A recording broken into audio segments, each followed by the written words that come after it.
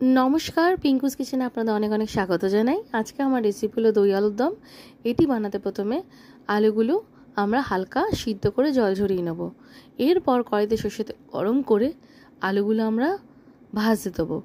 নুন দিয়ে আলুগুলো হালকা ভাজা ভাজা করে নেব। আলুগুলো হালকা ভাজা ভাজা হয়ে গেলে একটি আলাদা পাত্রে তুলে রেখে দেবো। এরপর আবার কড়াইতে সর্ষের তেল গরম করে আমরা ফোড়ন দিয়ে দেবো তেজপাতা আর গোটা জিরে। ফোড়ন হয়ে গেলে এতে আমরা অ্যাড করে দেবো আদা কাঁচা লঙ্কা পেস্ট দিয়ে আদাটা কিছুক্ষণ ভাজা ভাজা করে নিতে হবে।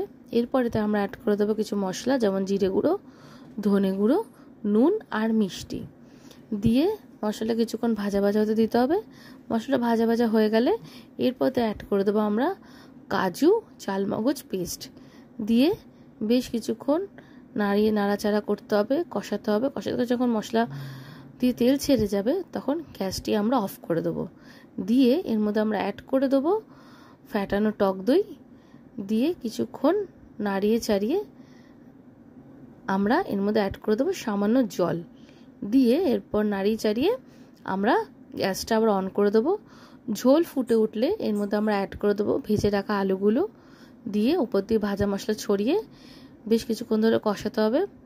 কষাতে কষাতে দেখুন আবার সুন্দর তেল ছেড়ে যাবে, তখন আমরা এর মধ্যে দিয়ে দেবো নুন আর মিষ্টি দিয়ে আবার এর মধ্যে জল অ্যাড করে দেবো।